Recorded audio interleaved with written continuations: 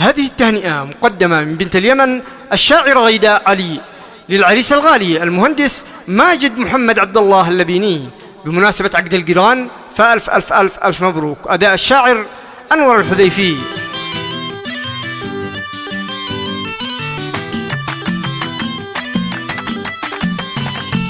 قامت الشاعرة غيداء تقدم شذاها لأجل ماجد وباقات الزهور والتهاني، تهنئة خاصة للغالي بطيب انتقاها، قدمت عبرها للغالي أحلى الأماني، لأجل ماجد رسمنا للتهاني خطاها، ألف مبروك يا ماجد بعقد القيران، باركوا لك جميع الناس وابذت وفاها، تستحق التهاني ظاهرة لك تباني.